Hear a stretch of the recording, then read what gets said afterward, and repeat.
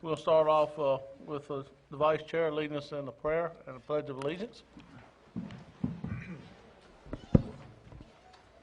Let us pray.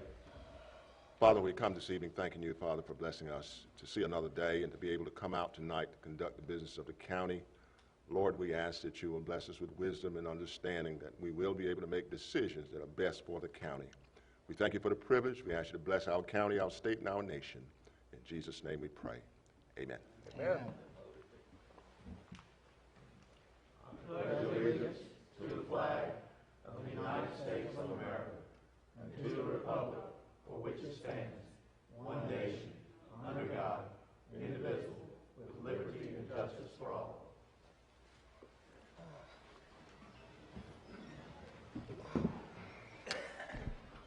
All right, we'll call the meeting to order.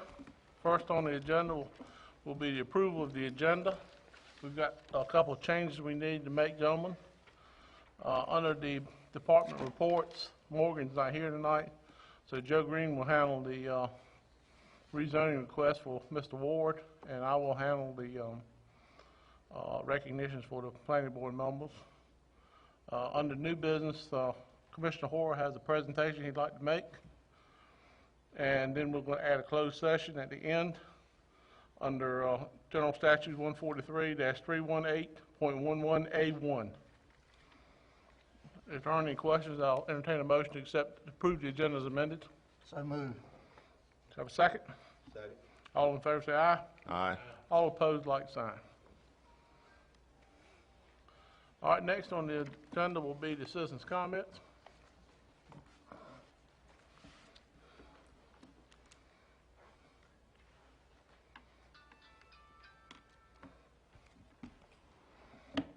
All right, first on the list will be Mr. Anthony Felton.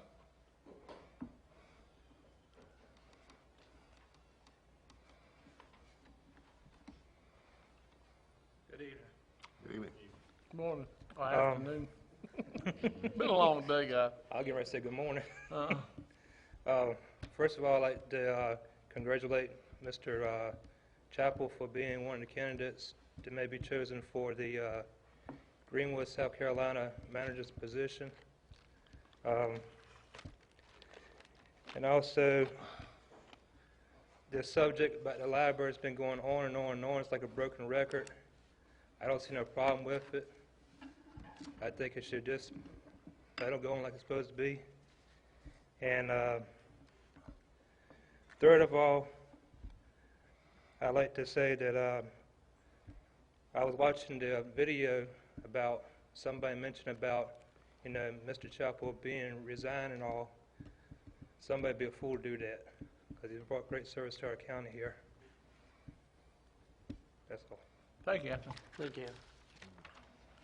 All right, next, Mr. Thomas Hill.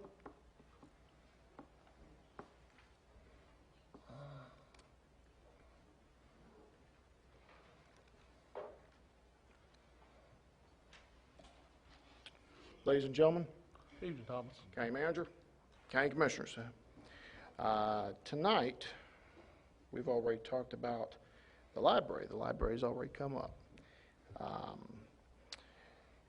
Let's expand on that. When dealing with the money, dealing with the library and the debt, first off, let's ask ourselves, what would Jesus do? Most all of us are Christians. We believe in Christ. If we believe in Christ and we are followers of His, then we would seek His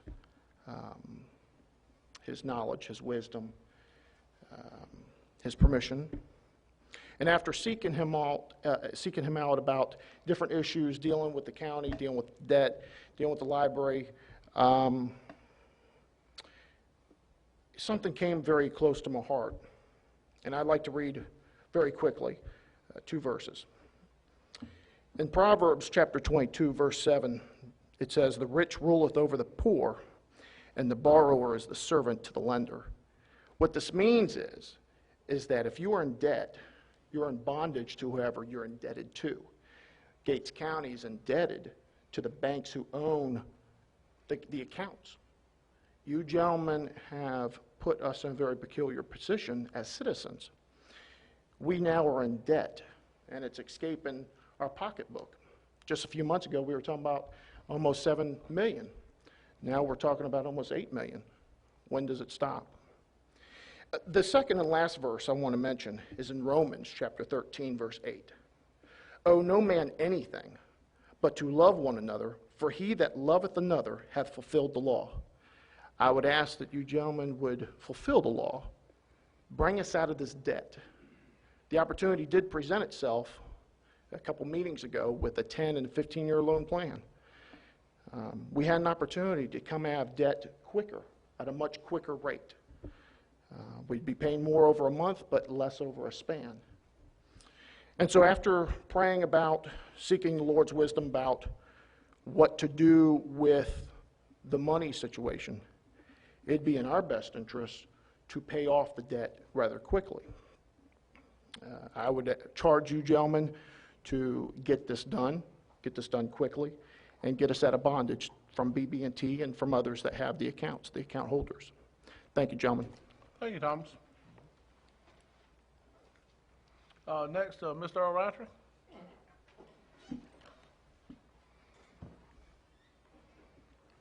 Hello, Earl. Hello, Graham Twine. Henry got a speaker stand back, and now I can look at everybody and I won't get shot in the back. Or maybe. All right. Look, I don't have any notes tonight, Graham, and that might be bad, not good. What I come here tonight should be completely non-controversial, and it don't look like you got a real big meeting, and that's a good. And I didn't talk to any of you commissioners about this because I wanted everybody to hear it at the same time.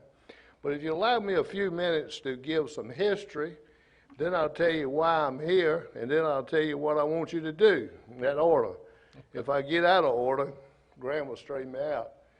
But real quickly, let me say, in July 1945, the USS Indianapolis had come to the West Coast for a complete overhaul. The most secret project that this country has ever done was the Manhattan Project, in which we had developed the atomic bomb. While in port, the USS Indianapolis was being overhauled, and we don't have any reason to know, but it seems like it might have been planned for the USS Indianapolis to be overhauled at that point in time, because the decision had been made that we were hoping that the atomic bomb was going to work. So they loaded up the components for an atomic bomb and sent it out to the North Pacific to be assembled.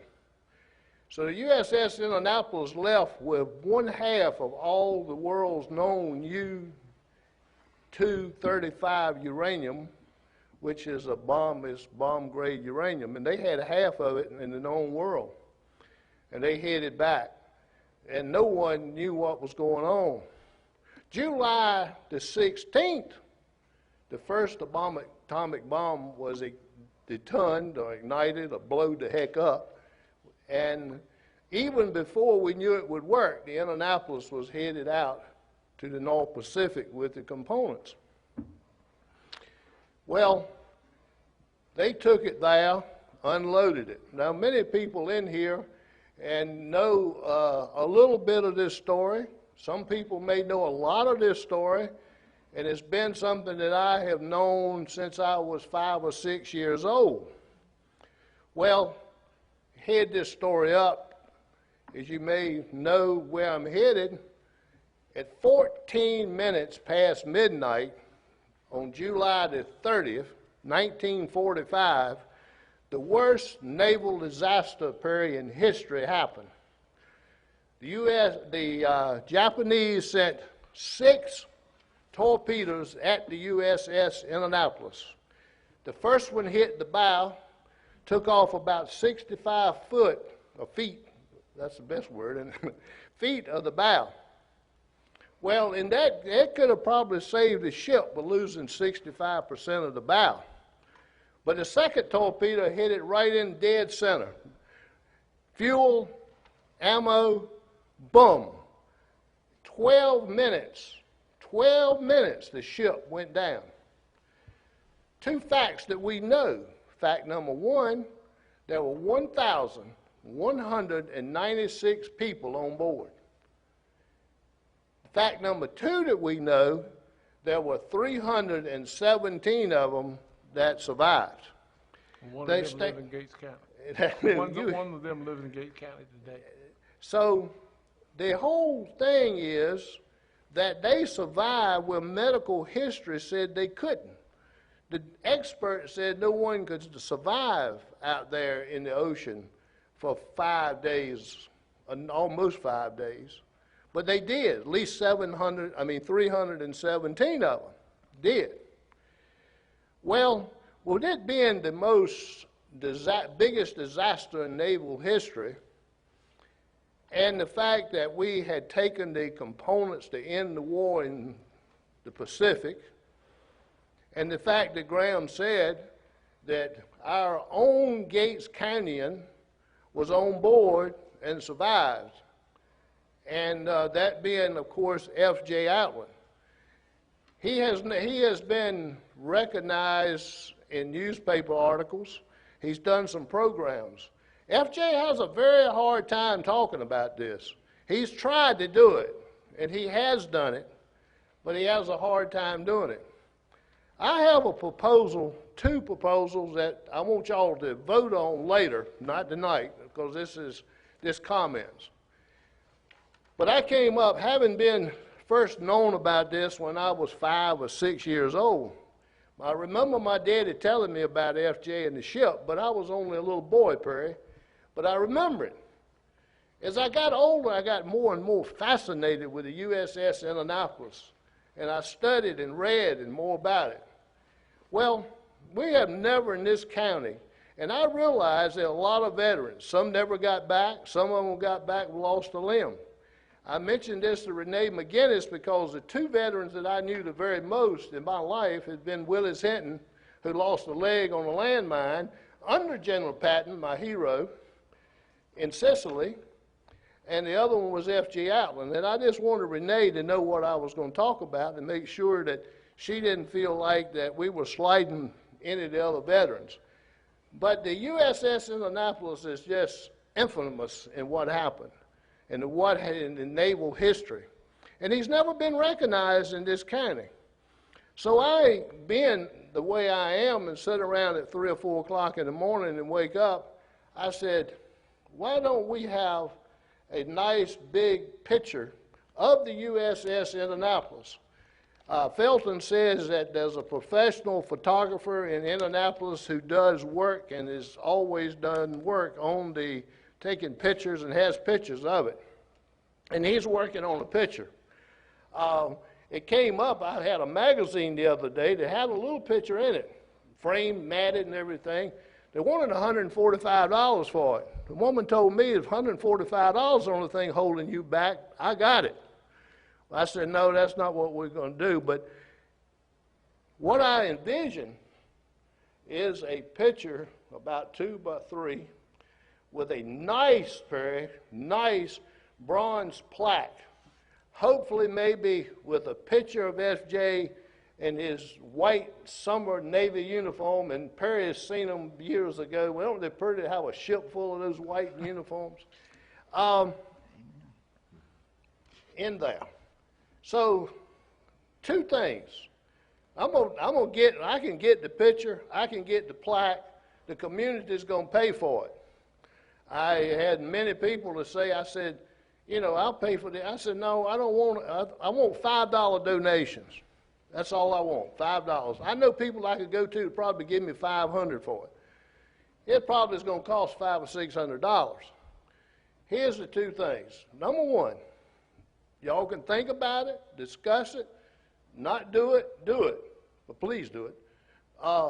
I like a resolution from the Gates County Board of Commissioners representing the citizens of Gates County honoring the service of the men of the USS Indianapolis, which would include F.J. Atlan Sr.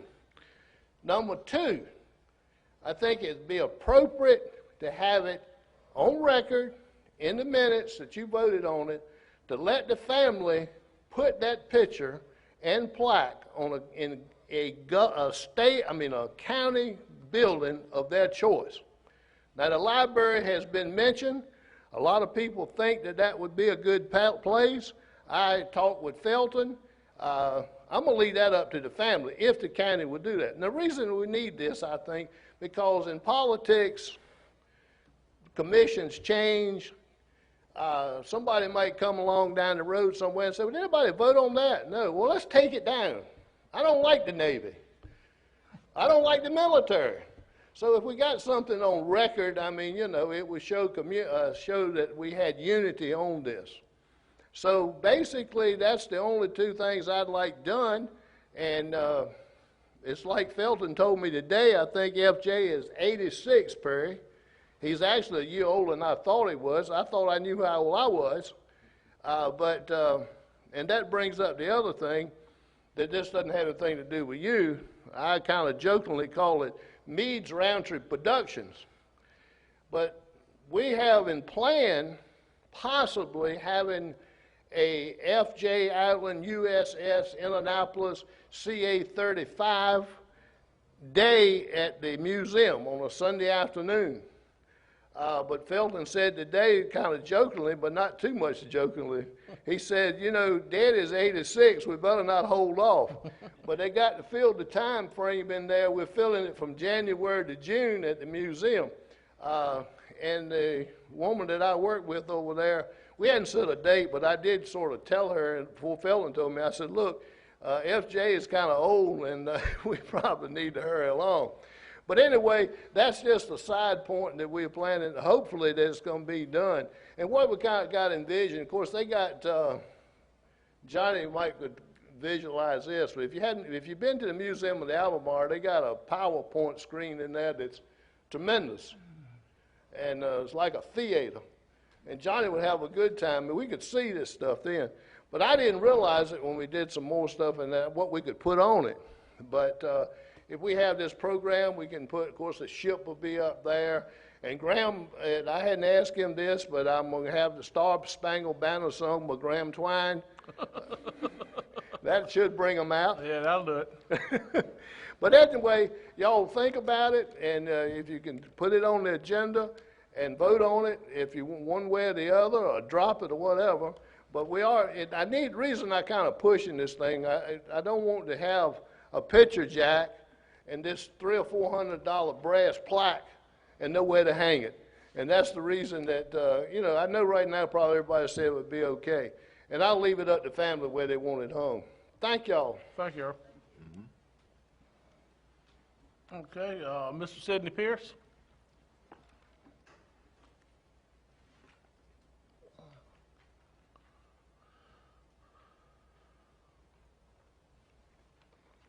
Good evening, Commissioners. My name is Sidney Pierce, Republican candidate for the Hoswell District, and I'm just here today to speak about some possible improvements and or reform for the county here. And I'd just like to start off by talking about the county commissioner meetings and of the scheduling that we have for them. Currently, I believe that it's done in kind of a haphazard way, haphazard fashion. Some of our meetings are done twice a month, some are done once a month, and I've even seen 1 month whereby we didn't have a single county commissioner meeting at all. And some of our meetings happen in the morning, some of them happen at night. This is rather haphazard and, in my opinion, rather unprofessional. I believe that we need to have all of our meetings done at night, starting at 7 o'clock, and I believe they should all be done at least twice, 2 meetings every month at least. I looked at Paquimitas County, how they schedule their county meetings, and they've done this exact thing, and I believe we should follow suit in regards to that. Something else I'd like to talk about is in regards to the trash collection that we have in our county. Several citizens have approached me about this issue, and they've talked to me about how people who do not live in the county come into our county and use our facilities, dump their trash, and they do it for free. I believe this is a problem. They have talked to me about several solutions for it. I believe that we have more than enough solutions to handle this problem, but I'm thinking our biggest problem is with the motivation and the initiative to enact upon these solutions. I believe we need to act upon it. We should not be allowing people who do not live in this county to use our services for free. Another issue is in regards to the water department. A few weeks ago, an elderly couple in my church had a water leak at their property, and I went out there with my dad to try and help them fix it and whatnot. And they told me an interesting story. They told me that they'd called up the water department, and whoever they were talking to over there said that they actually found a note from someone in the water department. They said that this residence most likely has a leak on it, and they were not notified of this. You know, they called the water department, and it was then that they found out about that. Now, I personally believe that we should be more accommodating to our citizens. We should not let that just keep on going like this. Also, another thing in regards to the water department is in regards to the foul taste that we have for it. Now, I've lived here my whole life. It's always been a foul taste and everything. I'm not sure what the problem is or why it does that, but I think that we need to deal with this. It's been going on for too long now. That's all I have for this time. Thank you. Thank you, Sidney. Yeah. All right, Dan?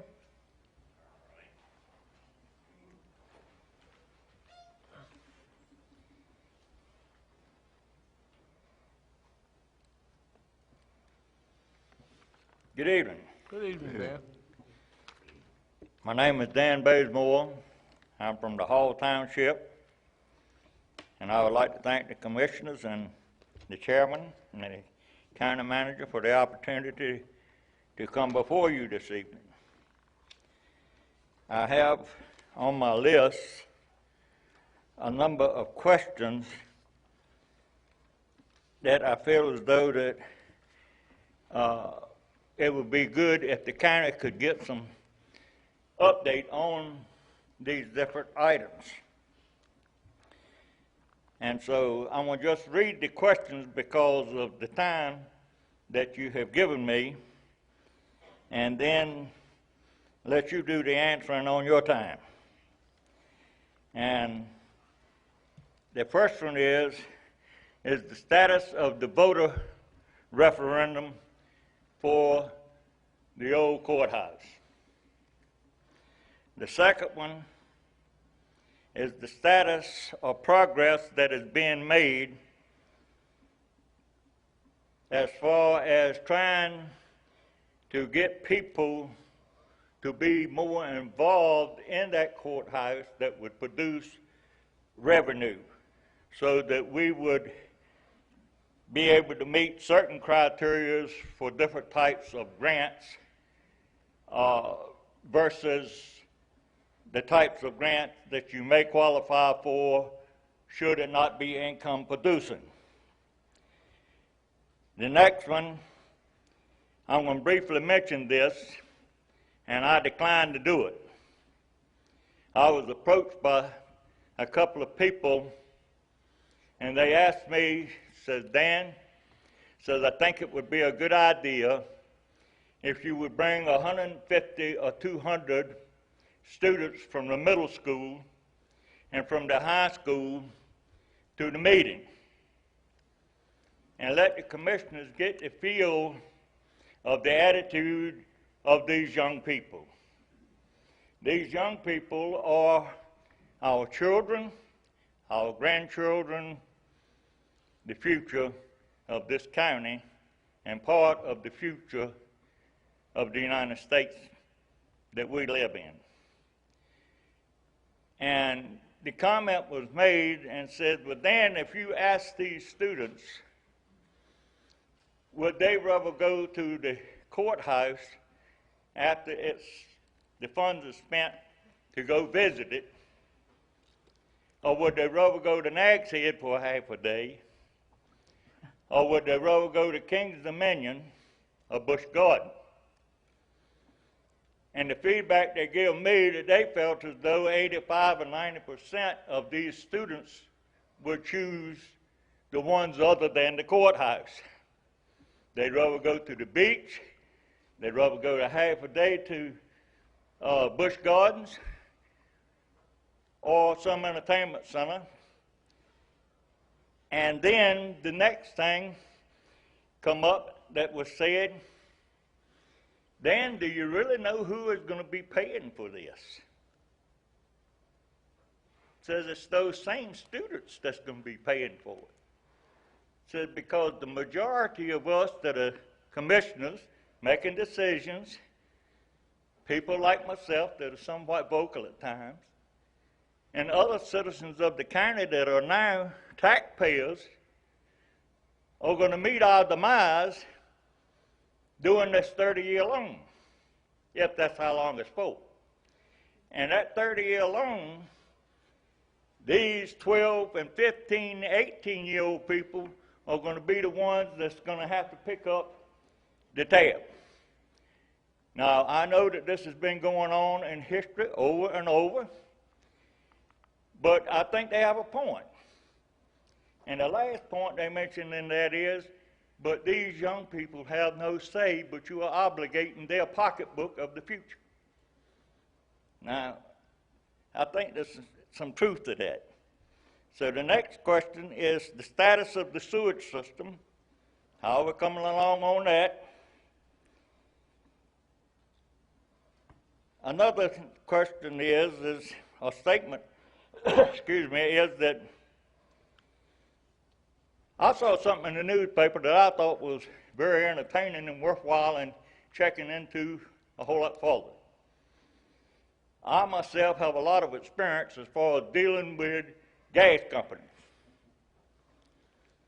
And I feel as though that if the county is not on natural gas, there should be. It's the cheapest type of energy that's available.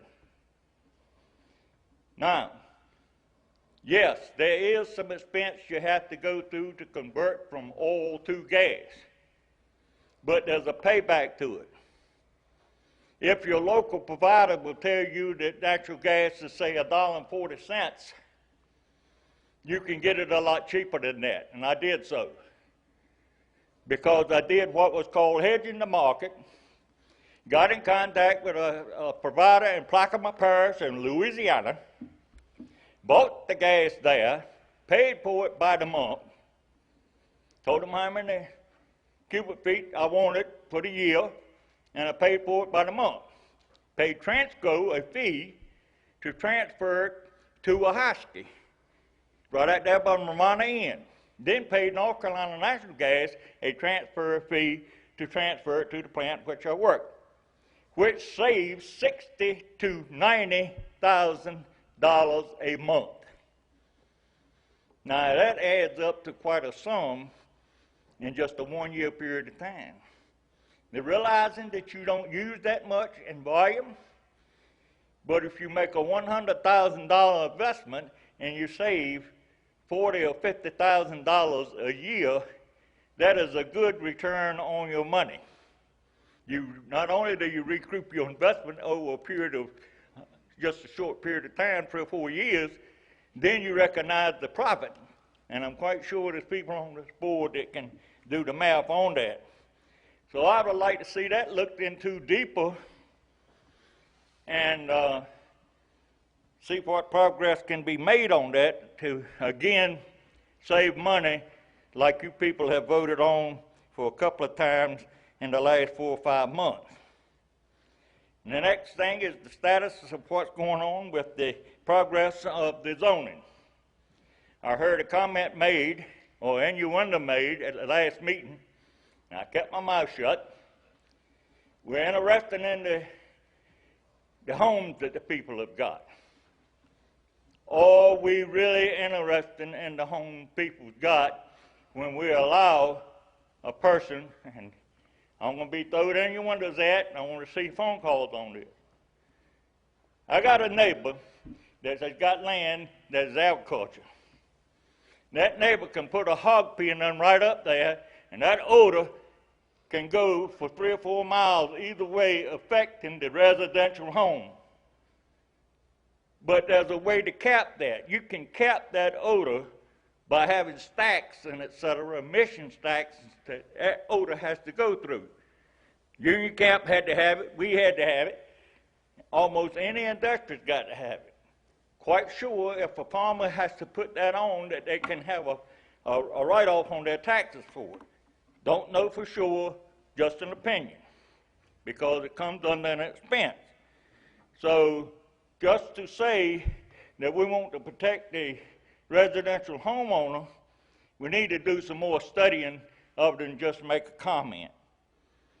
Now, the next thing is, have we at any time up to this point sent any letters like was suggested in earlier times on the library some 6, 8, 12 months ago about sending some either current county people that have means and those that have left the county and done very well in professional football and in the movie industry and such stuff as this, to see if they want to donate a sizable donation toward that library. Some furniture is going to have to be bought for that library, I understand. And if a sizable donation is done, then it looks like it could possibly be named after that person. They do it in other cities. Or if they donate a lesser amount, but it's still somewhat sizable, you name a room after them. Has any of this been done? That's the end of my statement at this time. Thank you. Thank you, Dan. Thank you, Dan.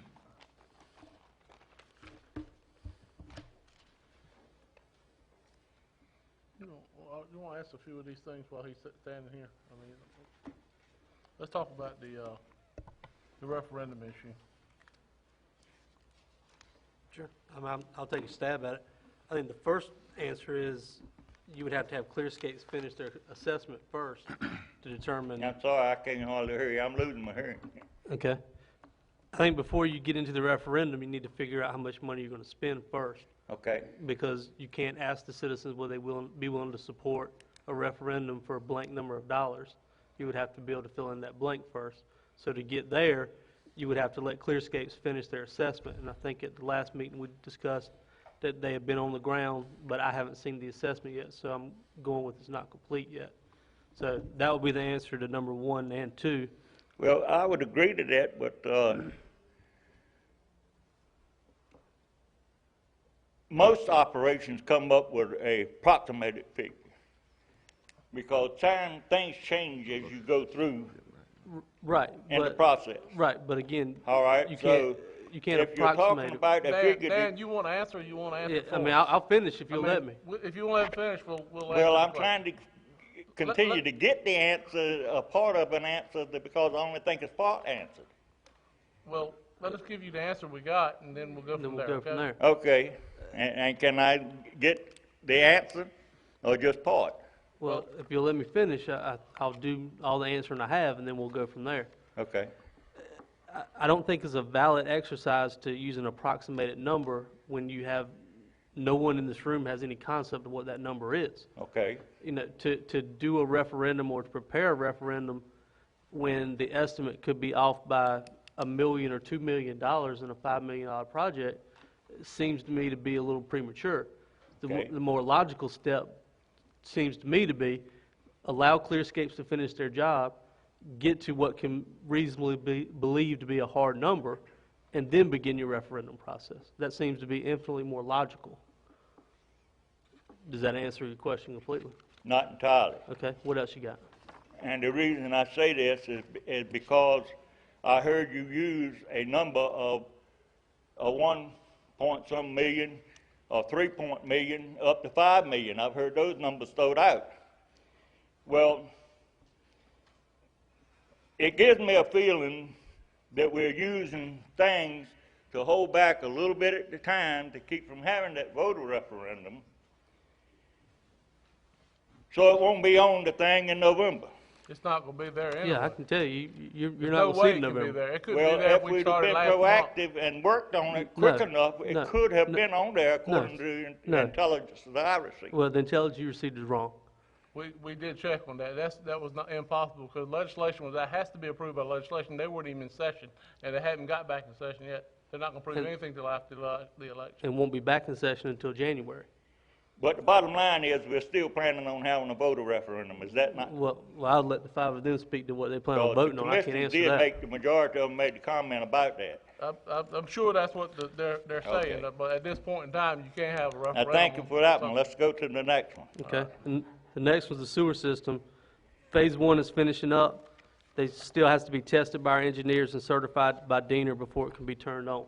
So that's where you are on the sewer system. The next one is gas. Look into it deeper. I couldn't begin to comment on that one. I'll take that one. And Dan, I've done quite a bit, and well, obviously you read the article, that's where this came from. And I've been talking to Dr. Williams. I've been in contact with Ms. Lauren Hill, which is the replacement for the guy that we actually talked to last summer. Tommy, and I can't remember his last name, but this Lauren Hill's there. So my tactic was I've calculated the return on the natural gas to our school system. I've been to the school system and talked to them and made a little talk about that and what this amounts to based on the last 2 years of usage, and didn't really take it from a BTU type standpoint of course you can calculate it that way and tells you the optimum point, but I actually went back and took all of the invoices that the school, all the schools, all their energy usage for the last 2 years, converted that back to natural gas, which is a standardized formula that everybody uses, even Piedmont Gas, in the proposal that I got back from Lauren Hill. That would save Gates County, based on the last 2 years, $35,000 of fuel savings. It will cost approximately $193,000 to $237,000 to get the natural gas line from here to there. Well, the thing about it is, us saving $35,000 doesn't generate enough revenue stream for Piedmont Gas. If you go to their website and look at their financial statements and everything, I think last year they made $141 million. So you take your net income of the Piedmont Gas, compare that to the revenues, their sales. Now, the sales obviously composed of more things than just natural gas. Well, that was yielding about a 7 or 8% return on their sales. Didn't calculate it on the assets. So the problem here becomes this: unless we as Gates County are willing to share or in that capital cost, it's not going to happen. And the reason for that is I wouldn't put in $250,000 of infrastructure when I was only selling you $30,000 worth of gas a year, because take 7% understand on that. take 7% on $30,000, it's going to take me a long time. But the real issue here is this: we as a county and as a school, you're going to spend $100,000 every year, regardless, because you're going to have fuel oil or whatever. So why not pay that money and get some capital infrastructure and take the natural gas savings? It'd take us about 5 to 6 years to pay for it at that rate. Then we start, if the market stays quote unquote the same differential here, and natural gas, by all means, if you read the news and you believe what's being said, it's actually going to be very favorable in the future compared to what's happening. There's a lot of on that. Now, whether that's true or not, that's a gamble, that's a risk. But the thing about it is this: we know in Gates County we're going to spend $100,000 a year regardless. Well, why not take that risk? I mean, then you're hedging the market against two fuels. We can pay the capital cost, and the only thing is getting partnership with Piedmont Gas, because they're going to benefit with that too. Then the other issue is, because they're a corporation, they're paying at the 35% tax rate for the federal, and they're paying at 9%, well, 7 to 9 in the state side. Then they spend $250,000. It really don't cost them that much. You, the taxpayers around the country, are really sharing in approximately 45% of that cost, because the global U.S. people are paying for that, because it's a depreciable asset, and in this case, they might even be able to expense this. I'm not 100% sure about that, but it is a good deal for us to do that. Is there risk involved in this? Yeah, there's some risk, but the bigger risk is this, doing nothing. And then the secondary thing is that we have invested a lot out there in that Commerce Park, and any industrialized or manufacturing facility, there's two things they're really interested in, power and water. They're the real things that they have issues with. And this other thing would enhance our probability of success, in my opinion. And so if I can sell that and get that done, that is high priority on my list. Well, That's my personal list. has anybody took any 5-year or 10-year records of oil prices versus the natural gas to see the spread there Yes, I that will have. show you that the spread has been there for years and years, that natural gas was the cheapest? Yes, I have. And Because we it's- did the same thing, and it did show that it was quite a bit cheaper. And the All right, market, we'll go to the next one then, thank you. and it's actually gotten better. And if you've been looking at the oil prices in the last month, it's better now, and getting better. Thank you. All right, the next one you had on there was the status of the zoning issues. The Is that what? The status of the zoning. Yeah, zoning, progress, what progress are we making on Henry, those you've been issues? involved in that, Yeah. I'll let you answer Well, that. Dan, we've issued a moratorium on the fees for requesting rezoning, and currently that will expire November the 30th. Whoever in the county feels that their property should be rezoned for whatever reason, they have the opportunity to do that. The planning board will take a look at it. This is to try to make sure that our zoning ordinance allows the citizens of the county to take advantage of manufactured homes if they so desire, and if the area suits that wish.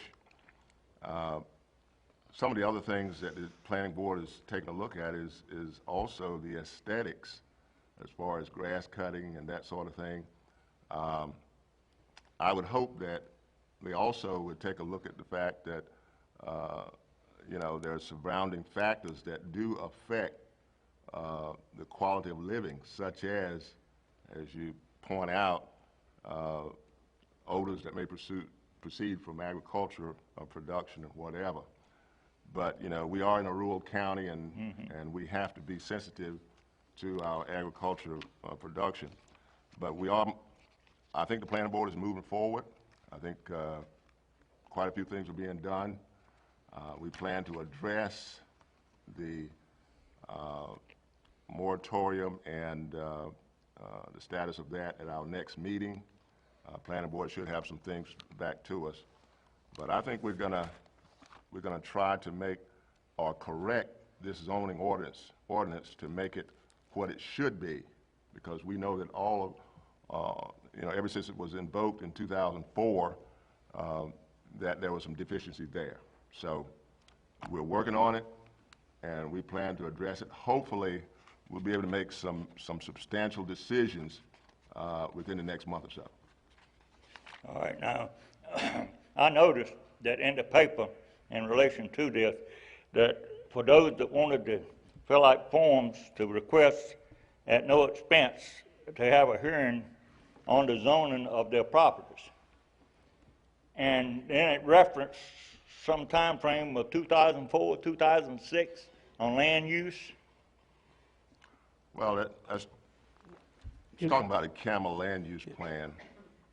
Whenever you do rezoning in the county, we're covered by what you call the Coastal Area Management Act, which says that you have to be sensitive to the environmental issues and the waterways and that sort of thing. So it's something, it's like a statutory thing that you have to get approval and meet also the requirements that they have set in place. It's something that is mandated that we have to comply with. But it really shouldn't, I don't think it's going to be that much of an effect on what we want to do, because most of the things that we're doing is in line with the CAMA land use plan. The growth that we have in the county is beginning to go along those lines that was designed back in 2004. So I think, you know, that's basically a formality. It's a T that we have to cross and an I we have to dot, if you will. And it had to be in there. All right, well, the reason that I brought that out, and I appreciate the feedback that you give me, was that if my memory recalls me correctly, and I know that there's a number of people that's sitting out here that fall in the same category. Excuse me. When this first come out, we were told, more so, I was told rather, and I know some others was told because I remember seeing that and hearing the man telling them the same thing told me. And the Hall Rooting Club told us before this come into effect, fill out the paperwork, your property will get zoned the way you want it to be, regardless what you want it. Now, a lot of the people that have agricultural land were requesting residential. What's wrong with that? I don't think nothing would be wrong with that. There's some of you sitting in here, all right? One man was planning an estate, wanted all his farmland, not for the purpose of selling it out and developing, but for the purpose of his estate. He explained that. Well, you're going to get that. Another man sitting in here explained what he wanted to do with his. You're going to get that. I explained what I wanted. My daughter explained what they wanted. The neighbors explained what they wanted. Some 80-some people explained what they wanted. Yeah, you're going to get that. The planning board voted on it and says, yes, you get it. Then the commissioner sat there and says, no, that ain't what we want to do. Well, what happened? Won't hear that. Were we told the truth by that group, or were we told something other than the truth? Because it didn't materialize. Remember, Dan, we weren't a part of that No, group. you were not a part I of it, want but you I was just to trying to focus on, update you. we were not a part of that group for Yeah, I realize that. 8, 10 years ago. I realize And that. we're trying, the last 4 years, we've been trying to make some adjustments. I realize It's been tough because of things that got done 4, 8 to 10 years ago. And I don't want the people to think that I'm giving innuendos that you were a part of Okay, it. okay. There was one person on here that I think was a part of it. I don't know. I know I wasn't. But anyhow, if I recall correctly, he was on the board at the time. And so anyhow, we were told that, and then all of a sudden we get a letter in the mail saying it's not going to take place. But we're trying to make Well, some let- adjustments to that Let now. me make a clarification here. Now, whoever puts in a request for rezoning, it's not an automatic guarantee that it will be rezoned, but what's gonna happen is they're gonna take a look at that area and see if it's conducive for being a mixed neighborhood of manufactured homes versus stick-built or whatever. Now, if it's conducive for that, if it meets the CAMA land use plan, which says that this is how the county has designed the county to grow, then certainly we're going to rezone that area. But one of the caveats, if you will, that we have in there is that the hubs or centers of your townships of Sunbury, Ewer, Hobbsville, Core Peak, and Gates, that within about a half a quarter mile, we have asked that that not be rezoned for RMH1 to kind of maintain a somewhat of a distinguishment in those areas. But anything outside of that is fair game to be rezoned if it is conducive for that area. But those that come under the pre-existing conditions that already had manufactured homes won't change unless they request a change. That will not change. They still have the 120-day Okay. window where if something I'm happens, glad they, you clarified We that don't- because there's a lot of questions coming up about If there's that. a mobile home there, it will always be able to be open back there. Yeah, you changed that about a year ago where you okay, said we as long made as, that change. right. If If you there have a was ever mobile home now, there, it will always be able to put an oven back there. All right. Unless And the because next board decides to there's change some it. issues that people are talking about on that, and they asked me, I said, look, I'm not on the board, I don't know, but I will ask.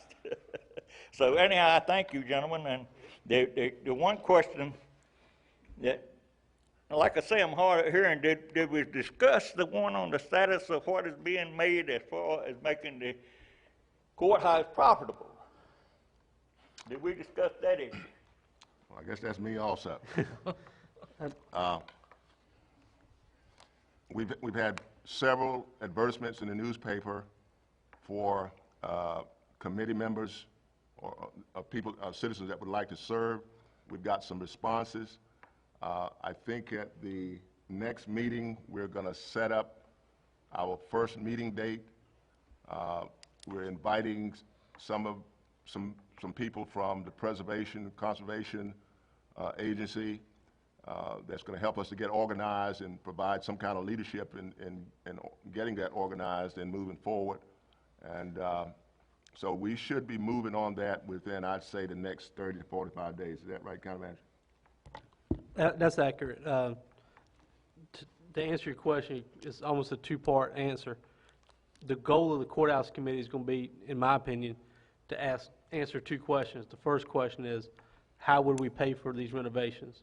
And the second question is, what should the function of the courthouse be? Which is the answer to your question. Mm-hmm. The function is going to determine if profitability is an issue and what that profitability looks like. So the ultimate answer to your question is, the committee has to be established and start first before they can begin to answer those two questions. And so far, I think there's only been 2 people that's actually, 7 now. So we're gonna have to keep that on the back burner until you progress with other things first. Until the committee, Yeah. until the committee is established Yeah. and begins their work, yes. Yes, that's my understanding. All right, gentlemen, I thank you, and I thank you for your time and for your answers. No problem, Dan. Earl? I wanted to comment, y'all all commented on all his questions, and Ben, none of Okay. y'all farmers. Chuck's in here. He brought up about the hog farms and agriculture.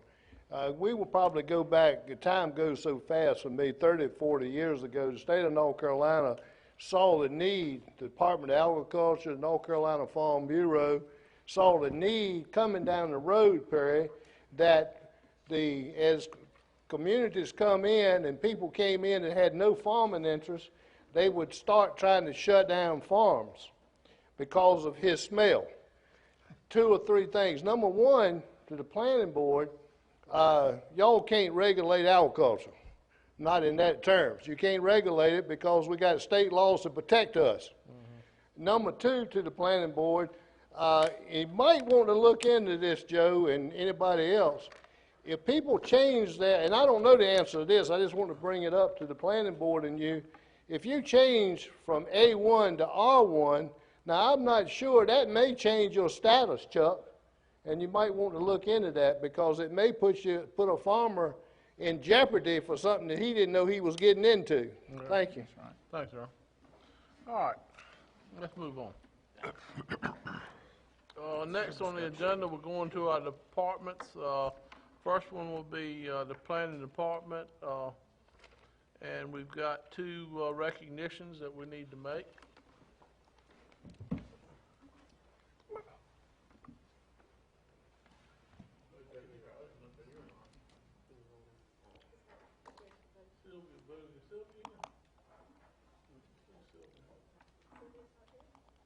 We have a plaque that's going to be recognized for Sylvia Boone, 4 years of service through the, she was on the Board of Adjustment, right?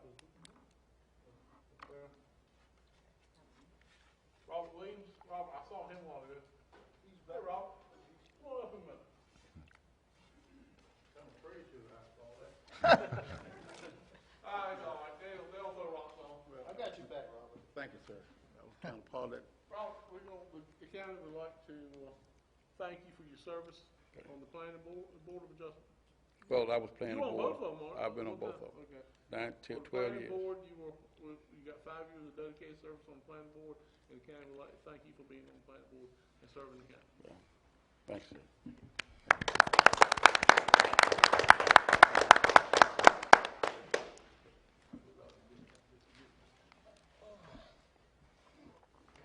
Okay. Next on the agenda, Joe Green's going to discuss the rezoning request for Mr. Tommy Ward, a property he has in the Sunbury area, wants to rezone it from A1 to Commercial 1. Where you at, Joe? Oh, there you are. And this will include a public hearing. Right. Mr. Ward came to the planning board to request rezoning of approximately 3.5 acres. This is a result of recombination and a partial that is split zone. Part of it's A1 and part of it is C1 commercial. This is a major commercial area, and the surrounding properties are commercial with A1 abutting the rear of the property. This rezoning is consistent with the Campbell Land Use Plan. The planning board voted 6-0 to approve this rezoning request. Okay. All right, the next thing we need to do probably is go ahead and go into a public hearing and get public comment on this rezoning request. Do I have a motion to go on a public hearing? So moved. Have a second. A motion and a second. All in favor say aye. Aye. All opposed, like sign. We're now into a public hearing to take public comment on the rezoning request from Mr. Thomas Ward in Sunbury, who would like to rezone a parcel of land behind his store so he can increase the size of his business and size of his building. Are there any public comments on this issue? Would you, Terry, would you stand up?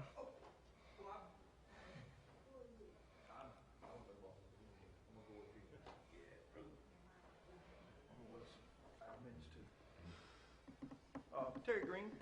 I'd just like to say I'm for rezoning it for Tommy Ward. He's a great asset to the county. Provides a good service, dedicated, and if y'all could pass it for him, I'd appreciate it. Thank you, Tom. All right. Appreciate it, Terry. Are there any more comments from the citizens of the county? If not, we'll entertain a motion to go out of public hearing. So moved. Second. A motion and a second. All in favor say aye. Aye. All opposed, like sign. All right, we have this request. I'd like to make a little statement on this. I talked to Tommy about this several times. Tommy wants to build a larger building across the back of his lot to be able to accept trucks and bring the trucks in there to do truck repairs and truck tire replacement. That's what this is for. He'll probably increase his employment by at least 2 people, is what he told me. And another piece of tax base for the county, which is what we all need to help decrease taxes in the county. Any other comments from the commissioners? If not, we'll entertain a motion to approve the rezoning request. Chairman, I'll make a motion that we approve the rezoning request. Do I have a second? Second. All in favor say aye. Aye. All opposed, like sign. All right, Joe, thank you, sir. All right, the next on the agenda. Johnny, no, I'm sorry, I moved down one too much. First thing is, I can't imagine, as a memorandum of understanding. You have in front of you a memorandum of understanding that the Soil and Water Department has asked that I give to you. There's already a pre-existing memorandum of understanding. I believe this is an update and a supplement to that. I've gone over it with them. I had them do some minor changes, but I'm fine with it. I think it simply clarifies and codifies the relationship we already have. Got a couple of questions. Sure. How much do we budget, just a ballpark, for this soil, water, and conservation? You have any idea, Department? I know we do the Beaver program, that's Yeah, part of it. I would say it's a 2-person department. I could be wrong, but I would say probably 100 to 200,000 probably. Okay. That's just a guesstimate. All right, the next question. On page 4, I believe it is. Yeah, 4. yeah. Okay. It says hiring, supervision, development, evaluation, and dismissal of SWCD employees will be done in accordance with applicable law and county personnel policies. I'm trying to find you. Where you at? Bottom of the last paragraph. Do they have a, Okay, I got you. Okay, go ahead. I'm sorry. does soil, water, and conservation have a different personnel policy No. than we do, or do No. they use ours? They fall under ours. Okay. Last question. Just for clarification, they would use our personnel policy, and they would go to their elected board, because Soil and Water has their own separate elected board that they would report to. Basically like the DSS. So they don't report to me or you, they report to their own Right. Well, separately elected board. Right. The memorandum of understanding says that they'll use the conjunction of policies or, one that we have agreed on. Yeah. And, No, I can tell you, they do not have their own separate county personnel policy. They follow the county's personnel policy. being that we're signing up to it, we would need to know what they're doing. Right, and again, they're almost like the deputies. They have their own separately elected individual or individuals that they report to. So it wouldn't be mine or the board's role to go in and make hiring and firing decisions. Our responsibility is more fiduciary. Right. Yeah, but they would use some of the guidelines. Absolutely, they would use our policy. Okay. On page 7, where it talks about all parties agree, Where you at exactly? accountability at the top. Okay, gotcha. Okay. In the second sentence, it says, "The Soil, Water, and Conservation District will provide a copy of its annual report by September 1 and a plan of operations by July 31 to other signatories of this agreement. The SWCD will also provide a copy of the long-range plan, which at no time will be in excess of 5 years old."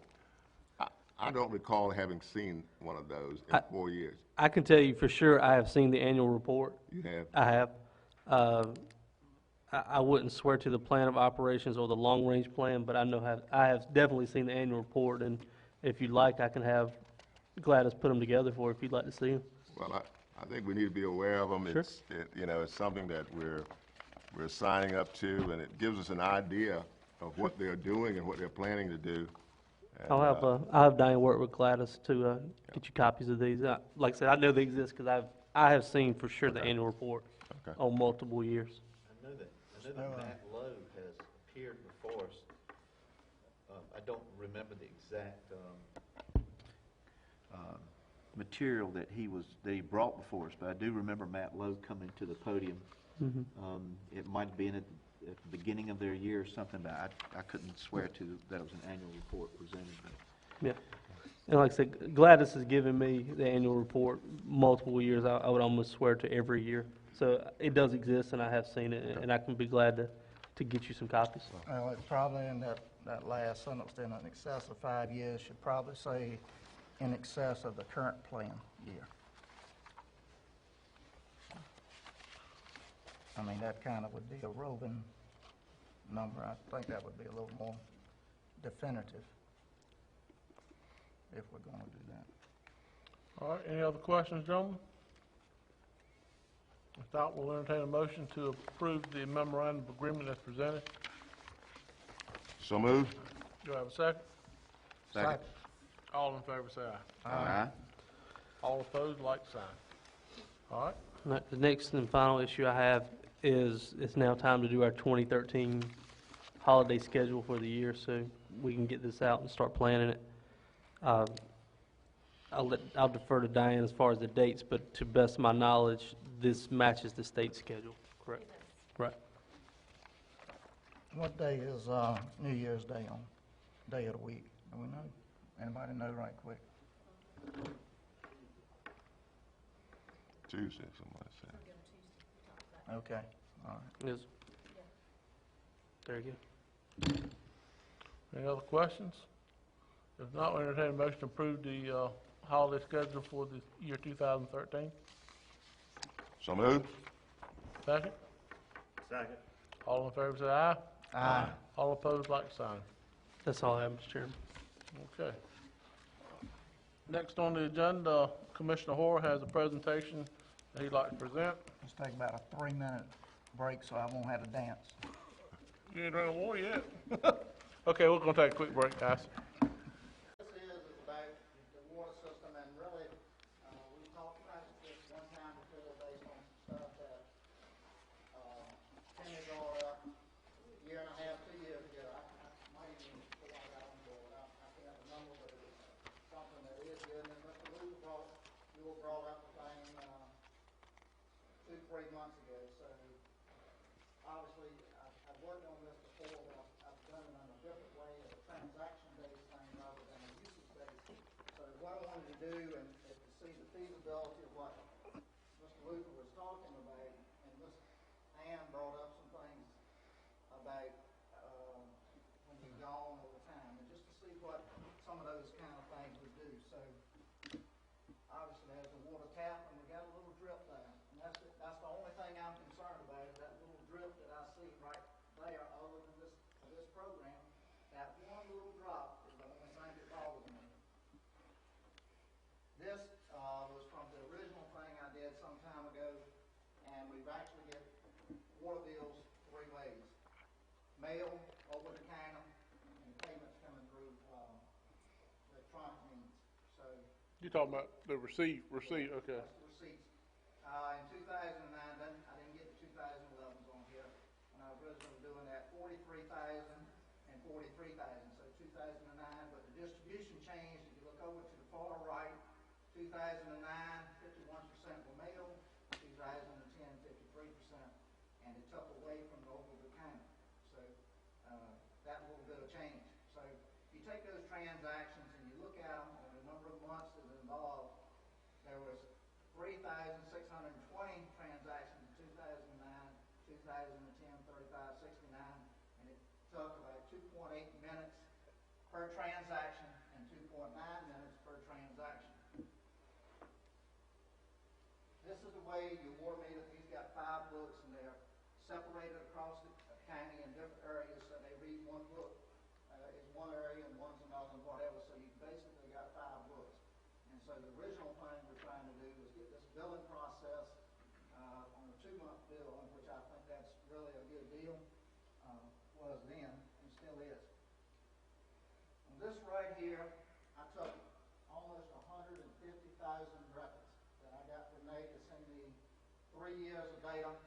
There's 1 month, and I don't know why this February of this year was not in those records. So it's 35 months of data on this screen here. If you look, there are 271 accounts that are people like me. I'm just a sewage customer, a trash customer, so I'm one of these 271 right up here. That represents 6.74% of all of our water accounts. So then, this is the low gallons and the high gallons from 0 to 1,000. Well, there's 11% of the people that fit that category. 2 to 3, 13%. 3 to 4, another 13. 4 to 5, another 12. So, and over here is the accumulation of those. So, that is 68% of the people use less than 5,000 gallons of water. 68%. And let's jump it up one more number to 10. 94% use less than 10,000 gallons. On the far right-hand column is how much their low bill would be and their high bill would be a month. Now this is just water now. This is based on the new billing rates that we just had of $3 for the incremental gallons above the base 1,000 that you use, where you're going to pay $10 if you from 0 to that. And so that's basically for 4,019 accounts. That was the average data for all of those during that period of time. So what I did took 35 months and was average. What this is what I just told you. On the yellow lines, you see there's 3,770 accounts. 94%. Less than 10,000 gallons. Their bill is no more than $37. Nobody of this category. Now this is what just happened. This past, I took all of these accounts, 4,019 accounts, which really, if you come back and take the 271 away from it, took your $2 rate and your $3 rate. Took the average usage of those people. Now these were 2 point whatever, so you're rounding high and you're rounding low. So if you do it on an average, it really will $2 rate, we would have generated $74,000. On the $3 per incremental gallon, we'll generate $91,000, based on average now. The difference between the 91 and the 74 is $17,000. You multiply that times 12 months, we will generate an incremental $205,000. That's from last year to this year. Just with the same accounts, same usage in 2010, 2012, that we're going to have in this next calendar year, if everybody uses the standard usage of what they've been doing. That represents a 23% increase, or 22.96%, or rounded to that number of 23%. Now, if you come back and you do the same thing here, let's talk about, I took the 271A, which they're trash customers. So now you've got 3,499 accounts that we're dealing with. From the low gallons, they will use 10,245,000. Yellow line next to the last column. A high usage would be 17,960,000. Well, the average usage per account, 2,928 gallons versus 5,133 on the high side. Now, so I said, well, and this is the part, the only thing that really scares me out about it, the whole thing is about leaks. What happens when you have a leak, if a customer has a leak, and it's kind of a partnership type thing that you have between the water department and the customer. If 10% of everybody that uses water was to have a leak, I wanted to know what would happen. And this is a hypothesis to a certain extent, because you can't be exactly who you're isolating. But if 10% of those, that's 350 accounts, you would actually have 1,024,000 or 1,796 gallons of water that's just seeped out anyway. That's 350 people have this problem, 10%. I talked to Timmy about that, and it's not even close to anywhere of that magnitude. So the numbers are a lot lower. I just wanted to see a wild case of what it would happen. So now let's take that, multiply and say, hey, if you have a leak, you're going to use 3 times what you normally would use. That gives you $3 million and $5 million. Well, what's that going to cost us? At $3 per M gallon. The low would be $9,221. That's the risk that we would take.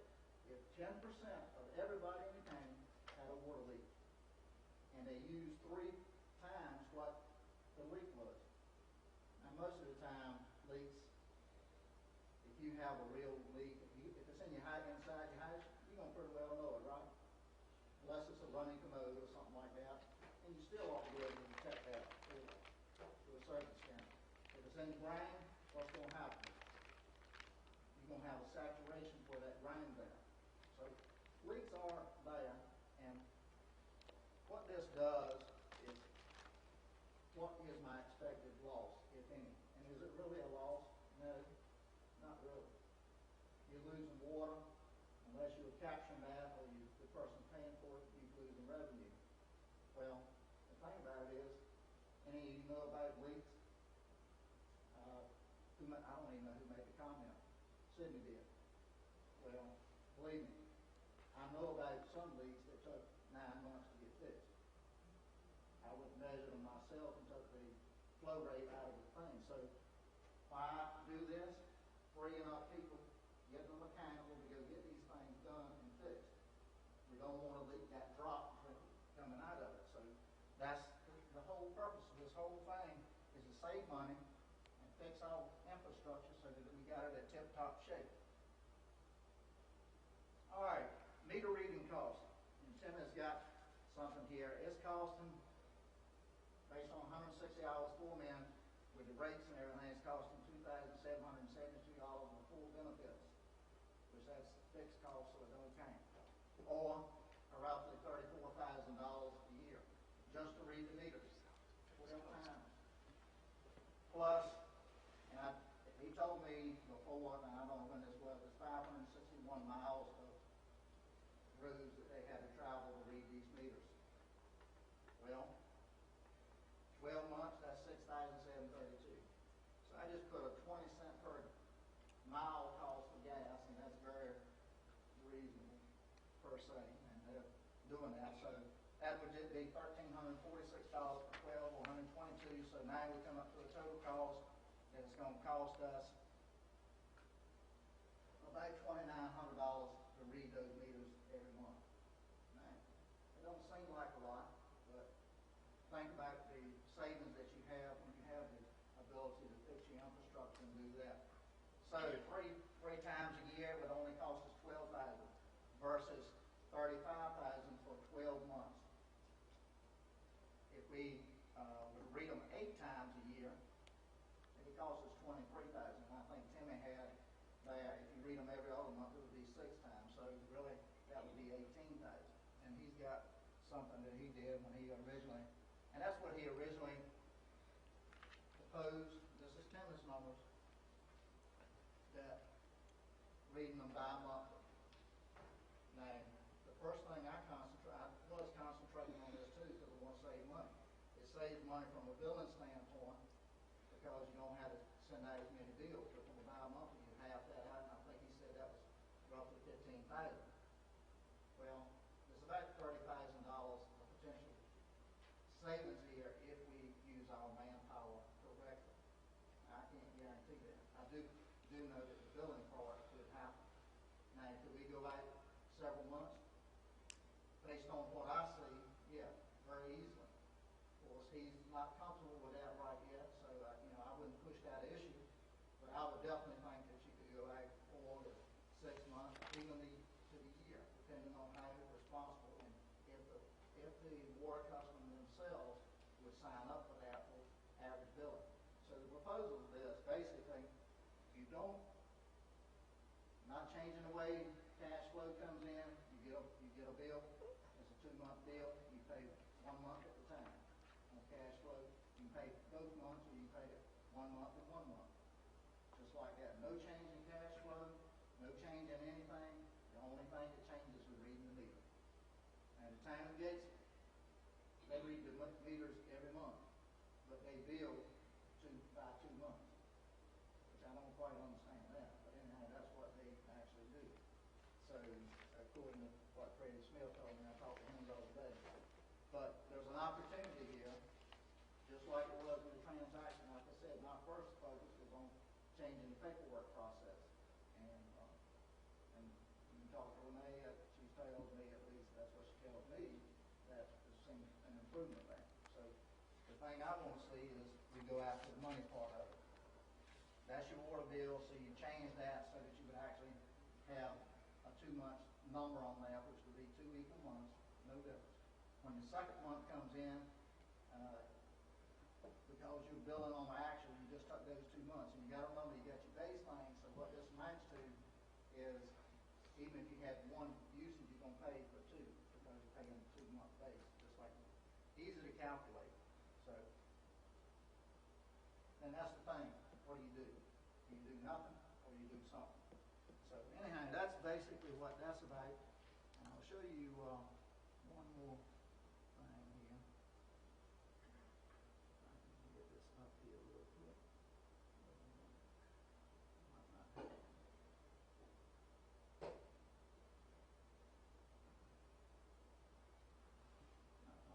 covered. We'll do that. But anyhow.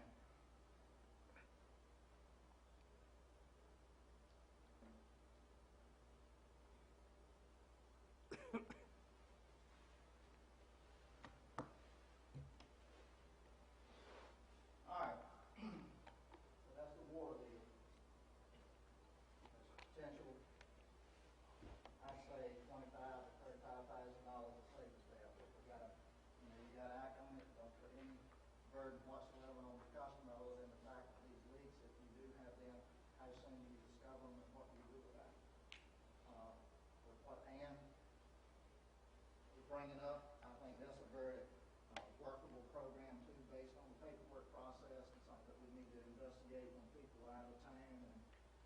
using incremental dollars, between periods, that you can do that.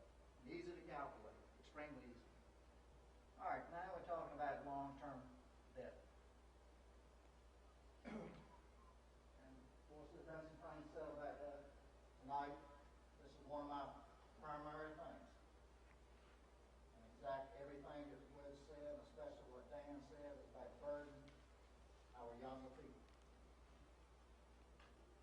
I don't think anybody would want to do that. It's about taking responsibility and being proactive and doing that. In the last, from 2007 to 2011,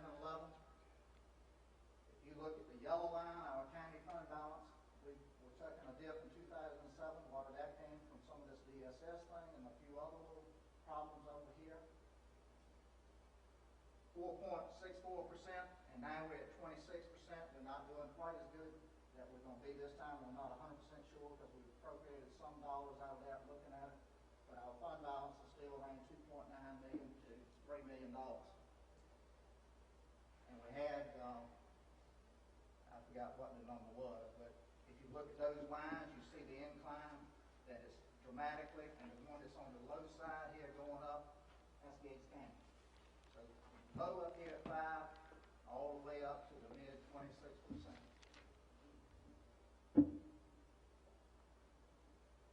This is off the North Carolina State Treasurer's site. You can go out there and get a lot of world of information from there, graphs and et cetera, data by all kinds of things that you can analyze and look at. 47% of the revenue stream in 2011 came from you, the taxpayers of Gates County. Property tax only. Property tax only, 47%. Sales tax now, obviously we know what in Gates County, we don't have a whole lot of revenue. And this is something we talked about this morning in DSS. Let me put this in perspective to you. The food stamp program in North Carolina last year was $2.3 billion. Our state budget is $20 billion. Now, Jeff sent me those. I took those and sorted those by amount of revenue that came back to the county. Gates County, we were number 98 out of 100. We had $2.3 million gone out and only 801,000 capital in our county. We were number 98 out of the 100. So look at our sales tax number. Obviously, we don't have enough to buy. This is our debt, where we send out expenditures. Education, 22%, debt service 12, human services 16. Then the other categories of what I have public safety, which to me, obviously, education and public safety are about two high priorities. December, this is what was in the news in the Gates County Index. Good audit reveals good news. County's fund balance grows by $560,000. This is what the charts and everything, but this is really the primary focus on what do we do. And it's been talked about a lot of times. Retire your debt. The big one, we've done two others, but this right here was our DSS loan. It was taken out at $1,884,920 for 30 years at 4.25%.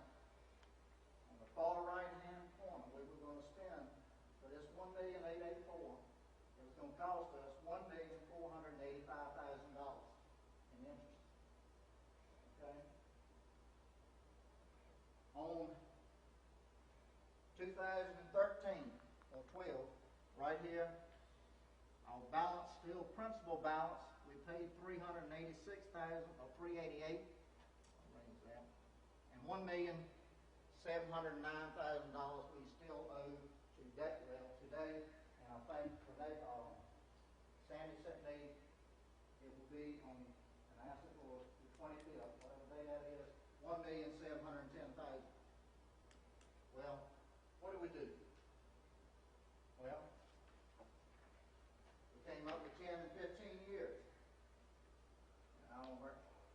10-year loan, you would save $886,000.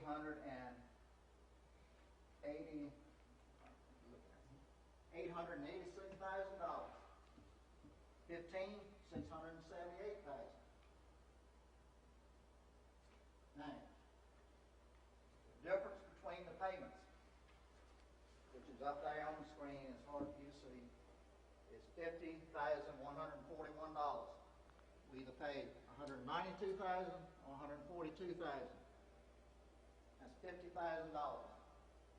But a concern with my fellow people over here was don't know what the future holds. Well, that's true. That's a good point. None of us do.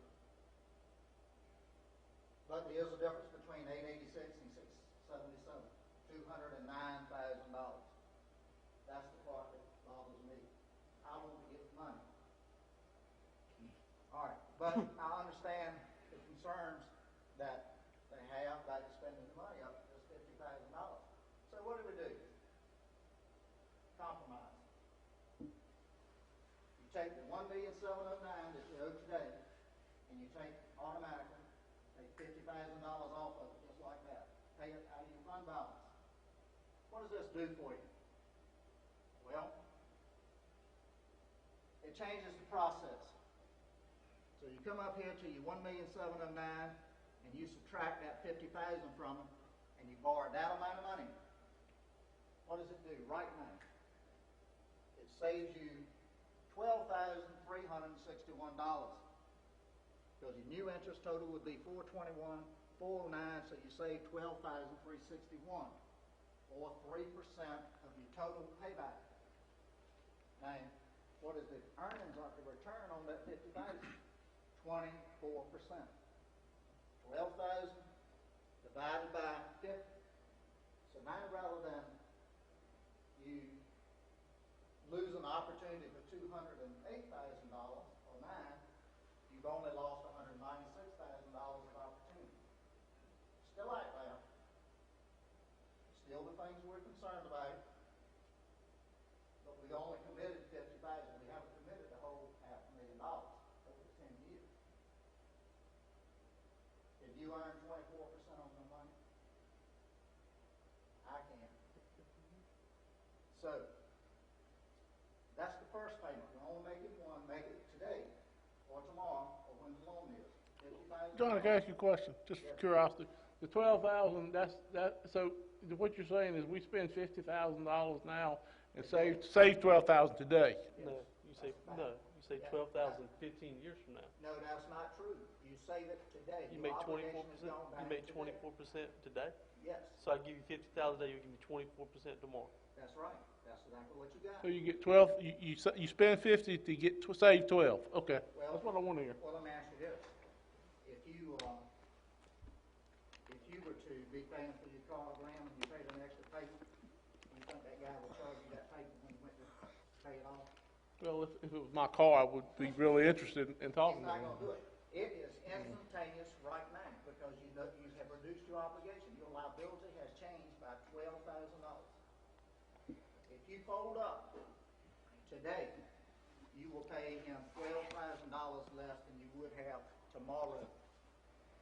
Okay. It's a real number. Now, so what do? We take that one payment, and we're concerned about it year to year. But if you good people of Gates County continue to let me sit behind them, you can believe every year you're going to be talking about this. Because this becomes payment number 2, 3, 4, 5, 6, 7, 8, 9. Right on down the line here. What that does is, now we can do this every year. You make this decision, can I afford it? Well, maybe, maybe not. That addresses the concerns that the board had. If you do that, now you had saved $135,000 over a 11-year period. You will pay it off in 11 years. You've lost $73,000 of opportunity because you can't recapture that. Now, what happens in this particular case? What does $73,000 represent? You made 10 payments. It is the rate variance between a 2.89% loan and a 2.19% loan. If you went to the bank to borrow money, which one rate would you rather have? 2.89 or 2.19? Well, you got to be proactive. All right. Next scenario. We decide we don't spend 50, we spend 100 today. Well, you just saved yourself $25,000 right today. Your obligation went down by $25,000. If the bank calls a note tomorrow, you're going to pay $25,000 less than you originally would. That's 5.8%. It still gives you the same 24% return. 24 722 divided by 100.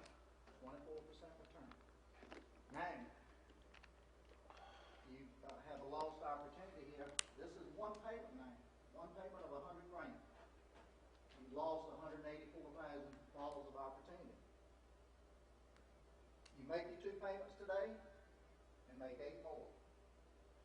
Now, you've saved $143,000 and you've captured 34% of the savings. That originally had a 42% return, you captured 34,000 by making an incremental 100 today versus a 50.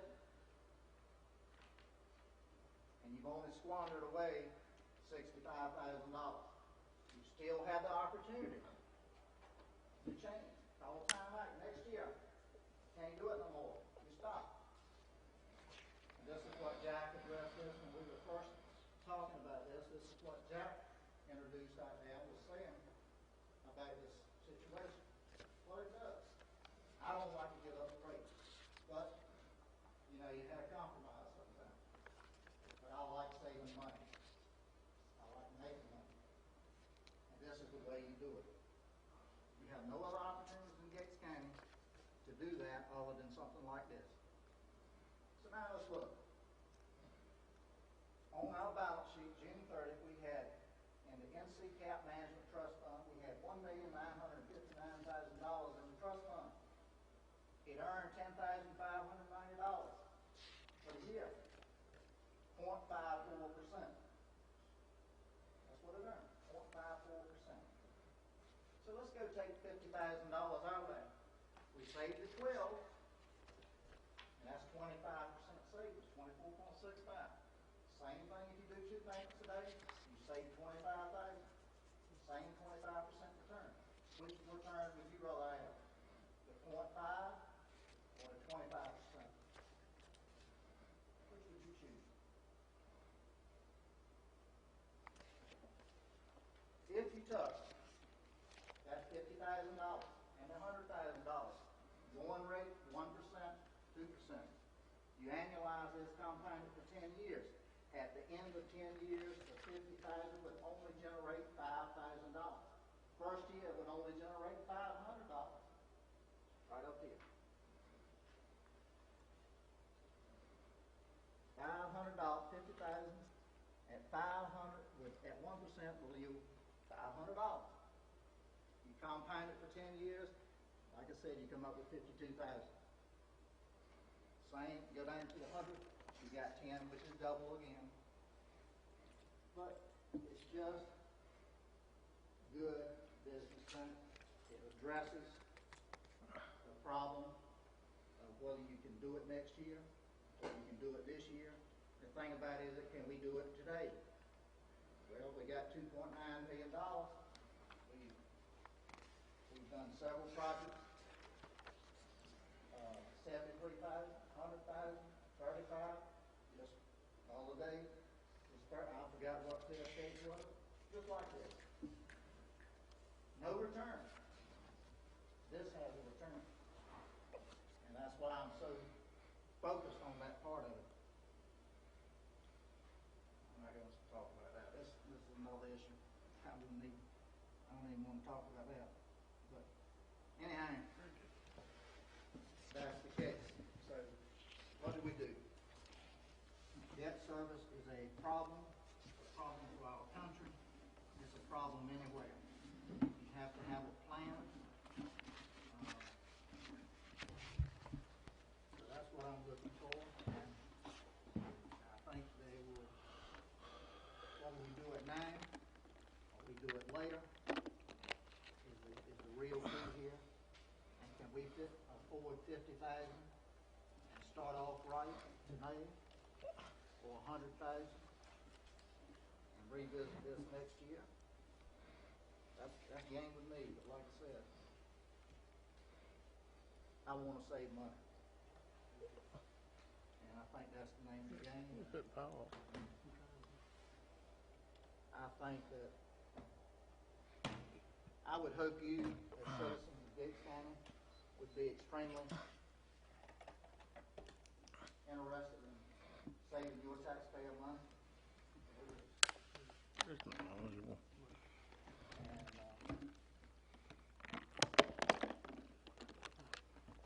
that's all I can do. But I will promise you this, if you keep me on this side of the fence, it will be #1 priority. Okay. Thank you, Johnny. Next on our agenda, we got the, let's see, citizens' comments. Do we have any more citizens' comments?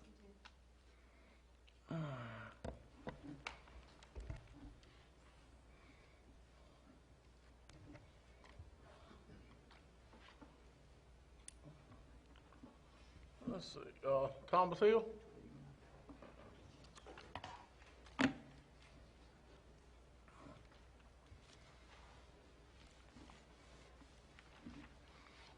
Gentlemen, I just heard the same presentation that you had very quickly.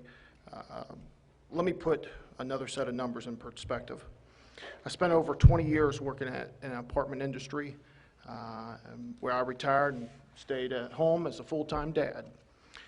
And there was a particular apartment that we had. It was a townhouse. And looking back on the budget, we saw that that townhouse spent approximately $150 on water for that particular month.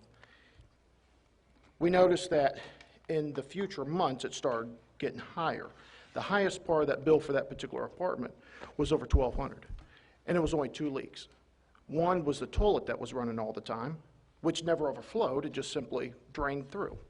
And the other one was underneath the sink, where the water was coming in at.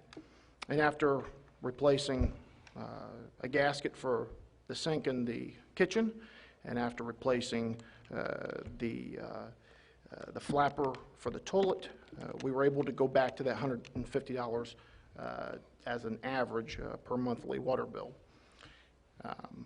Also, we heard, as far as the money is concerned, over the 10 and 15-year loan plan.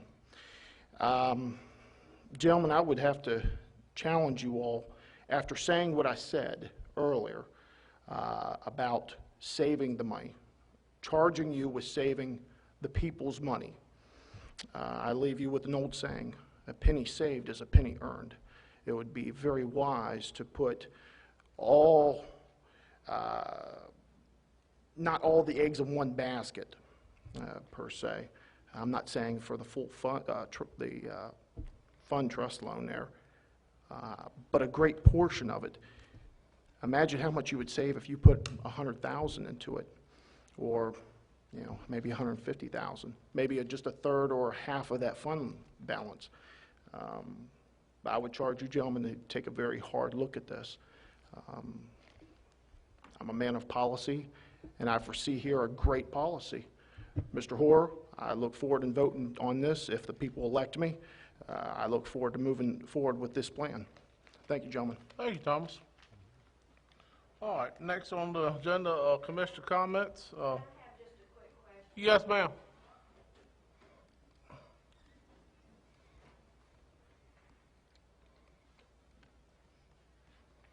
I didn't sign the register, but I'm Ann Howell. One thing that we have noticed in traveling through Sunbury, going toward Elizabeth City, talking about water leaks. On the side of the road, there has been a leak for a long, long time. Why does it take so long? It's right at the edge of the highway. There's water stands there. It has worn a I've little. talked with Timmy about that leak several times. It's actually under the highway and tearing up the highway. They're trying to determine the cost difference between tearing the highway up and fixing the little leak and the losses, and that's beyond my realm of understanding there. So it probably Just won't get how- fixed? It may not. It all depends on, if it gets much worse. I can't tell you that. But my The question. highway department's interested in tearing up the road bed to get to it. My question is, talking about the $3 for the extra water, if we went to the, say, 2 months billing, for example, our bill last time, it liked just a little bit of going to that extra 1,000 gallons. This time, there were 2 extra 1,000 gallons because it went to the one and then there was another full one. If we went to the 2 months reading, that might eliminate that extra 1,000 gallon at some time. I would Is that think that correct? 1,000 gallons would be on a monthly basis. I don't know if it would or not. The way that would work, and you would actually end up with a 3, what you had to do because you read 2 months. Let's say we had a 12-month bill, and you had 20,000 gallons. Well, what I'm gonna do is put 1 month in each one of those months and charge you $10. So you got 12 times 10, the base $120. Now the incremental 8,000 gallons, that's where it's 8 times 3, and it don't make any difference which month they're in. So in a 2-month bill, that's what you'd have. You got a 1 and a 2. You're gonna get 2 months, so you automatically got 1 in month 1, 1 in month 2, and then you got an extra one. So now you're gonna get $20, $23. Okay, thank you. Thank you, Ms. Howell. All right, Kenny, you got anything? I'd like to thank everybody for coming and staying. Thank you. Jack? Well, I do want to comment on Johnny's proposal, or his presentation. It was very well done. And Johnny and I have talked about it on 2 or 3 occasions at length. I do want to point out some things that I do know concerns some of us. In the presentation, if I draw attention to the 5-year span from 2007 to 2011,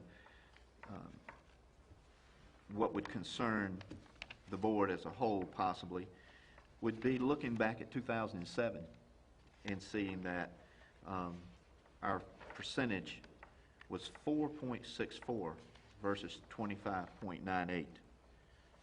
So that would be somewhat of a concern. Now, $50,000 will get us nowhere near that number, so that number shouldn't be of concern.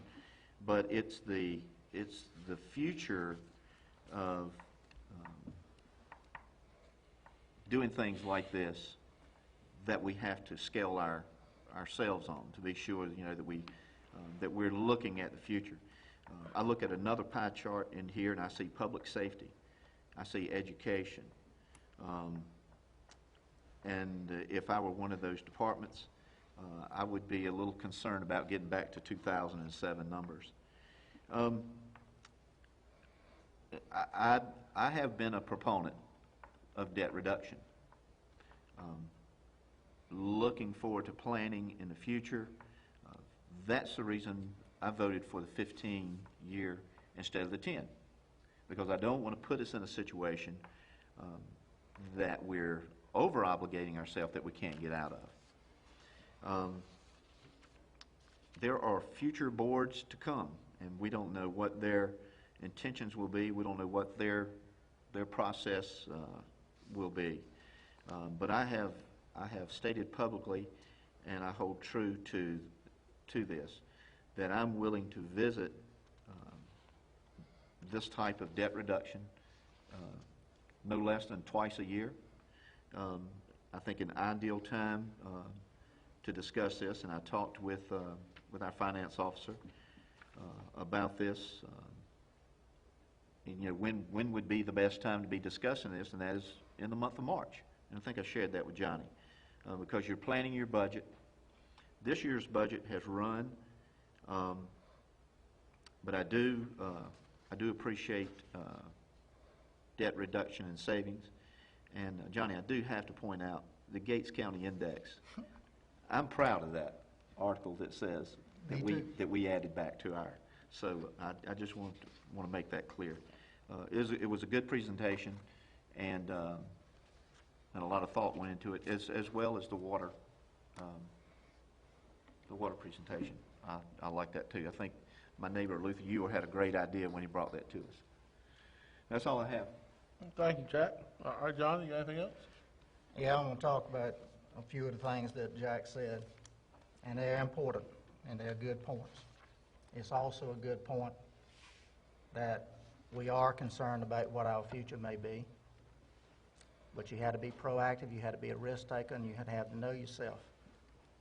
$50,000, and we've thrown $50,000 around up here like it's nothing on certain things that we wanted. But they didn't make us money. None. Not yet. Hopefully they will. So, you know, my whole deal is, let's get started today. Take the one step. At least you've taken the proper step. Yeah, come back March or next September when you do that. Maybe we're ready for the next step. We may not be. But the key is, and I'll say this, and this is something that I used to do with young people. It was told to me, you got Tim and Joe, 20 years old. Joe says, well, you know, I'm going to start putting $2,000 away. At age 20, Joe does that. He does it for 10 years. He's accumulated $20,000 in the bank. That's a nice thing. But Joe gets married. He has a family. And his buddy Tim comes to him and says, hey, that was a great idea you had. I think I want to start doing that. Where can I do it? So Tim, he starts putting away $2,000 a year at age 30 for 35 years. He's put in $70,000. Joe's put in 20. Well, back at the time when interest rates were real good, it was quite substantial, and a lot of kids, you ask them, well, who has the most money when they're 65? And they would say Tim because he put in 70. Well, Joe put in 20, but that was the bad answer. If these two scenarios, the break-even point is 4.6%. That's the break-even. Anything above that rate, then the guy that started first has the most.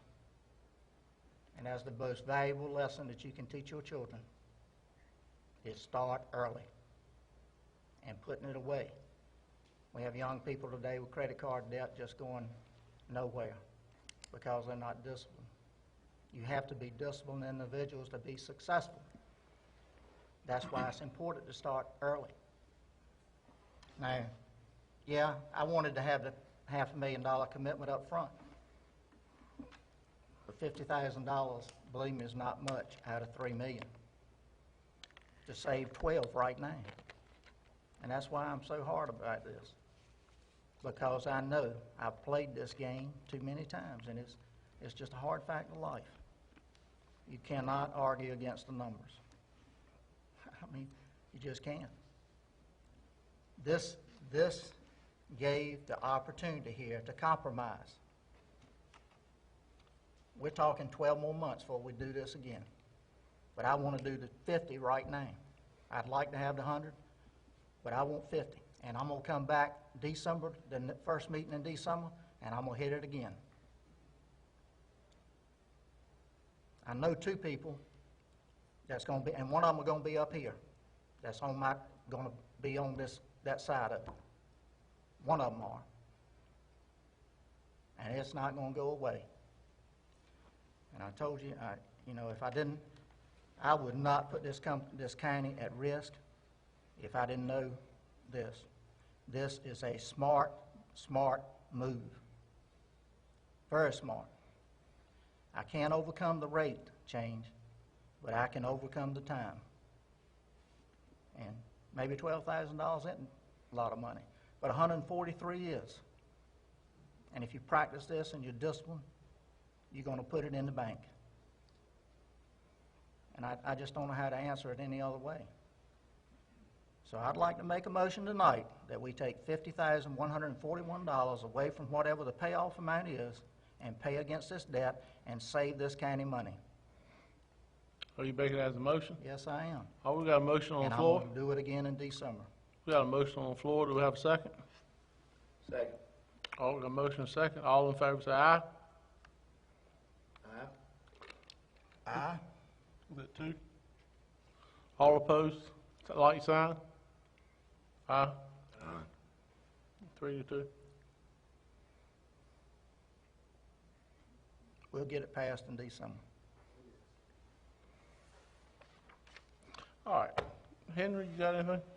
Oh, Yeah. I want to make one more comment. Excuse me, Henry, I'm sorry. About what Sydney said about the meetings. That's going to be one of my #1 priorities too, that we have all nighttime meetings. Whether we get that or not, don't know, but that's going to be high on my priority. And I appreciate all of you people coming and putting up with this. And it's frustrating at times, but hey, that's the way life is. You got tribulations and trials, and you overcome them. You just had to be persistent, and keep pushing the ball. And I grant you, I continue to try to run the ball forward. Thank you for coming. Appreciate you. You finished this time, John? Yeah, I'm done. All right, thanks. Henry, your turn. Well, I want to thank everyone for coming, and I really do appreciate all the input we've gotten tonight. I think it's been very enlightening, and it's been a benefit to the county. Dan, I particularly like your idea of a letter to prominent citizens who have left the county and done well, and try to solicit them to be a part of donating to the old courthouse rehabilitation. That's a very good idea, and I look forward to following through on that. I think that all the input has been good tonight. I want to commend Commissioner Hora for a great presentation, and I do think I respect his professionalism. That's his area. That's his expertise. He's a finance, he has a finance background, and I appreciate that. I will say that in regards to making a decision to move money tonight, I don't think that's the way we want to do it. We are commissioners. We do not run the day-to-day operations of this county. We've hired a county manager. We have a finance director. And at certain times, we move at least $1 million a year of our fund balance. We have to do that because taxes don't come in consistently. So there's a certain amount of money we need to have available. The comment was made tonight that natural gas would certainly be an asset for this county. If we would just be a part of building the infrastructure, $250,000. Well, these are the kind of projects that require us to go into fund balance. And as I've said before, many times you cannot pay out all of your disposable cash because you have other things that are coming up that you need to address. And I think the board is very aware of the need to save, and we've been proactive in that. The new library that was being built, we went on a 5-year debt plan, which saved us an extreme amount of money. But I'm not in favor of trying to stir up the public with figures. You know, figures can cause you to just be carried away, but you've got to look at the management of what you're doing. So while I respect Commissioner Hora's expertise, I think we have to be mindful that we have to look at the overall picture. of what we're doing in the county and not put ourselves in a position where we'll have to raise taxes because we've expended so much money that we can't do the things that the citizens demand us to do because we don't have that type of leverage. So I would ask the county manager to take a look and see if $50,000 is something that's not going to affect us going forward with all the other things we have on the plate, and come back at our October meeting and let us know what your recommendations are. We've hired the county manager and the finance officer to do those duties. If we're not going to respect their professionalism, then it looks like the commissioners are doing the day-to-day operation, and that's not what we want to do. That's why we've hired them. So I think we ought to just make sure that we keep things in perspective, and when we do something, we want to make sure we've done the best thing for the county.